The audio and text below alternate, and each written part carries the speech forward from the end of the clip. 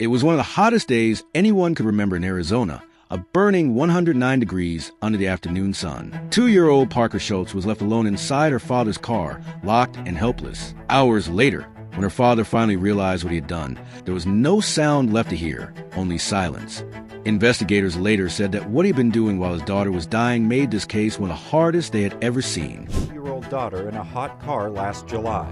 The Acura MDX had an automatic shutoff feature he admitted to knowing about, while video and documents suggest he was inside his home playing video games for up to 3 hours. He's been in court twice since then, changing his appearance from his mugshot to wearing glasses and short hair in August, to no glasses, longer and darker hair in late March, when he rejected a plea deal for second-degree murder. As for the Maui trip, later last month a judge ruled the travel requested is approved. The defendant shall contact pretrial services upon leaving the state of Arizona, shall continue contact with pretrial services while outside the state of Arizona, and shall contact pretrial services upon his return. And the defendant shall... Christopher Schultes looked like an ordinary father in every way. Pictures of him with his kids, smiles, birthdays, the simple life of a family man. But that image shattered the moment police body cam footage showed him realizing that his 2-year-old daughter had been trapped in his car for hours. Her small body was still in her car seat, and the vehicle sat in the full Arizona heat, its metal scorching to the touch. The moment he understood what had happened was beyond words, pure disbelief mixed with unbearable guilt. 9-degree day. It's a tragedy that feels all too familiar. A child forgotten in a vehicle, a devastating mistake no parent ever wants to imagine. But investigators say what Schultes was allegedly doing while his daughter was trapped inside makes this case especially hard to comprehend. And now a judge has ruled what the jury will and will not be allowed to hear. On July 9, 2024, Christopher Schultes, a father of 3 from Arizona, returned home after running errands with his 2-year-old daughter, Parker. She was asleep in the back seat, strapped into her car seat. According to investigators, Schultes told police he didn't want to wake her, so he left the car running with the air conditioning on, believing it would automatically shut off after about 30 minutes. But he never went back to check. For more than 3 hours, Parker remained trapped in that car as the temperature outside soared to 109 degrees. When his wife, Erica, returned home around 4 o'clock, she asked where Parker was. That's when Schultes realized what had happened. He ran to the car only to find his daughter unresponsive. Still strapped in her seat, the car parked in direct sunlight. Security footage from nearby homes supported the timeline. His car arrived just before 1 p.m., and there was no sign he checked on Parker until hours later when his wife pulled in. The 911 call captured the panic as Erica tried to revive their daughter. Frantic, she told dispatchers. She was in the car sleeping. She's unresponsive. They were told to begin CPR, but it was already too late. Parker was rushed to Banner University Medical Center, where she was pronounced dead. Body camera footage from police showed a distraught Schultes. On July 9, 2024, Schultes came home with Parker asleep in the backseat. He told police he did not want to wake her, so he left the car running with the air conditioning on, thinking it would turn off on its own, but he never went back. For more than 3 hours, Parker sat trapped as the heat rose past 100 degrees. When his wife Erica came home and asked, "Where is Parker?" he ran outside and found her unresponsive in her seat. On July 9, 2024, Christopher Schultes, a father of 3 from Arizona, returned home after running errands with his 2-year-old daughter, Parker. She was asleep in the back seat, strapped into her car seat. According to investigators, Schultes told police he didn't want to wake her, so he left the car running with the air conditioning on, believing it would automatically shut off after about 30 minutes. But he never went back to check. For more than 3 hours, Parker remained trapped in that car as the temperature outside soared to 109 degrees. When his wife, Erica, returned home around 4 o'clock, she asked where Parker was. That's when Schultes realized what had happened. He ran to the car only to find his daughter unresponsive. Still strapped in her seat, the car parked in direct sunlight. Security footage from nearby homes supported the timeline. His car arrived just before 1 p.m., and there was no sign he checked on Parker until hours later when his wife pulled in. The 911 call captured the panic as Erica tried to revive their daughter. Frantic, she told dispatchers. She was in the car sleeping. She's unresponsive. They were told to begin CPR, but it was already too late. Parker was rushed to Banner University Medical Center, where she was pronounced dead. Body camera footage from police showed a distraught Schultes, confused, sobbing, and desperate to clean up before seeing his wife at the hospital. Officers explained that any child death must be treated as a potential crime scene. Schultes cried, "So I'm being treated like a murderer? I just lost my daughter." Prosecutors later charged him with first-degree murder and child abuse. No one claims he intended for this to happen, but authorities say his behavior, reckless and careless, makes him criminally responsible for Parker's death. Under Arizona law, if a child dies during the commission of child abuse, the charge automatically qualifies as first-degree murder, carrying a possible life sentence. So while this isn't the kind of first-degree murder involving planning or premeditation, the penalty is the same. What makes this case even more disturbing are the details uncovered by investigators. Court documents reviewed by People magazine revealed that Schultes wasn't just distracted by video games. Prosecutors allege he also searched for pornography on his PlayStation while Parker was locked in that car. But jurors won't hear about that. On October 14th, Judge Kimberly Ortiz ruled prosecutor. The 911 call captured Erica's panic as she cried. She was in the car sleeping. She's unresponsive. Paramedics arrived and rushed Parker to the hospital, but it was already too late. Police cameras showed Schultes crying, saying, "So I'm being treated like a murderer? I just lost my daughter." His grief and fear were written all over his face. Really sad story out of southern Arizona. Police have arrested the father of a 2-year-old who died after being left in a hot car in Marana, which is just north of Tucson. Christopher Schultes is now facing second-degree murder and child abuse charges. This happened on Tuesday. Officers responded to a call of an unresponsive child in that car. The dad told investigators he left his daughter in the car on purpose so she could sleep, but he thought the car was on with the air conditioning.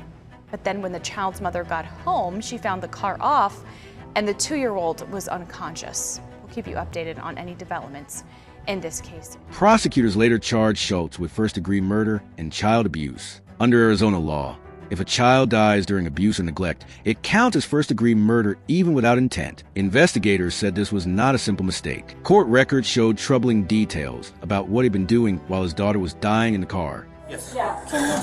Can you say bye to our kids? Okay. Please. So listen to what I'm saying. I'm not resisting. I know. Please. Just relax. I Just need you relax, to listen. Christopher. I need you to listen. Just okay? relax. We will Just get relax. your shoes. Just relax. And these are the options, okay? The reason that I'm here and meeting with you in person. The reason I'm here meeting with you in person is because I don't want this to be anything more than what it needs to be at its base level. Okay? I don't want the kids to be traumatized. I don't want the kids. I don't want the kids to see Dad get hauled off. Seriously. People magazine, what investigators later found out was deeply disturbing. Schultes was not just distracted. He had allegedly been watching pornography on his PlayStation while his daughter was trapped outside in the heat. In October 2024, Judge Kimberly Ortiz ruled that the jury would not hear about the porn searches, saying they were too prejudicial.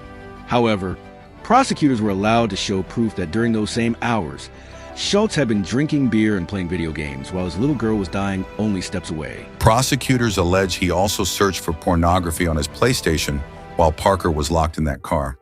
But jurors won't hear about that.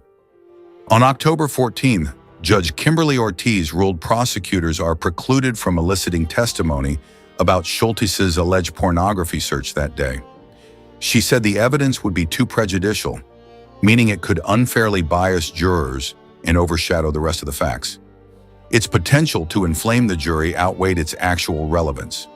However, prosecutors can still present evidence that Schultes was allegedly playing video games and drinking beer while his daughter was trapped inside. That part, the judge ruled, is fair to include. There's more. Prosecutors are also allowed to present earlier incidents in which Schultes allegedly left his children unattended in vehicles. Those details came from forensic interviews with his older daughters. According to police reports, one girl told investigators her father had accidentally left Parker in the car before, and that her mother once had to perform CPR. She also said he had left her and her siblings in the car dozens of times, often while drinking beer. Perhaps the most haunting statement from that interview, "That's how he made my baby sister die." Those earlier claims, combined with text messages between Schultes and his wife, The truth became even harder to hear when detectives interviewed Schultes' older daughter. In a quiet voice, she told them this was not the first time Parker had been left in the car. Once, their mother had to perform CPR after finding Parker unresponsive. She said her father often drank beer and left him alone dozens of times. Her final words broke everyone in the room. "That is how he made my baby sister die." Later, police found text messages between Schultes and his wife that showed she had warned him many times before. This tragedy could have been prevented if he had only listened. As paramedics fought to save Parker's life, Erica's phone filled with desperate messages. She wrote, "I told you to stop leaving them in the car. How many times have I told you?" Schultes replied, "Babe, I am sorry." Then came her heartbreaking final message. "We have lost her. She was perfect." His reply was almost too painful to read. "I killed our baby. This cannot be real." powerful evidence at trial. While paramedics were still rushing Parker to the hospital, Erica texted, "I told you to stop leaving them in the car. How many times have I told you?" Schultes replied, "Babe, I'm sorry." Then Erica wrote, "We've lost her. She was perfect." And Schultes responded, "I killed our baby. This can't be real." Back in March, prosecutors offered Schultes a plea deal to plead guilty to second-degree murder for a sentence of 10 to 25 years in prison. He turned it down. If convicted of first-degree murder, he now faces... In March, prosecutors offered Schultes a plea deal for second-degree murder, which could have meant 10 to 25 years in prison. He refused. Now, if found guilty of first-degree murder, he faces a life sentence. During a court hearing, the judge looked straight at him and warned him of the risk he was taking. He only nodded and said calmly, "I understand." How great of a tragedy this is, more than myself, my girls, my remaining two daughters, and Christopher. So not only do we have to move forward with grieving for my daughter, but we potentially could be losing their father. So the absolute worst case scenario for our family is if Chris were be away from us. We're already hurting. No one else shares this bond and this trauma like all of us, all four of us. I know the significance of the tragedy, and I don't want you to think for a second that I underestimate the impact that it has on our lives, on everyone's lives, or that I'm undermining your concerns about the safety of those in our household. So I'm just asking if you can allow him to come home to us so we can all start the grieving process so that he can bury our daughter with us this upcoming week, and that we can go through this poor process together as a family. Erica Schultes also said that Christopher is the caregiver for their daughters because she works. He's an amazing father. He's a pillar of our community. He's been a coach for young kids. He's taken them to school every day. He's been the main caregiver. I work many hours, so they're all that he sees. This was a big mistake, and I think that this doesn't represent him. And I just want the girls to see their father so that I don't have to tell them tonight that they're going to endure another loss. The judge decided to release Schultes without requiring him to post any cash, and she explained why. Mr. Schultes has significant ties to the community, no criminal history whatsoever. This is the kind of offense that is extremely unlikely to reoccur. I don't believe that he poses a danger to the community now, although his actions on that day may have. For all of those reasons, I am actually going to release him to pretrial services supervision. I don't believe that a money bond is appropriate at this time. However, sir, I am ordering that you do not possess or consume any alcohol or illegal drugs, do not possess any firearms, or submit to any monitoring or treatment that's directed by pretrial services. Also, sir, and ma'am, I'd like you to hear this as well. I am ordering... Parker was only 2 years old. Her whole future stolen not by a stranger, but by her own father. It makes you think about how such moments of carelessness can destroy everything. How can a parent forget their child in such heat? And how can we stop tragedies like this from happening again?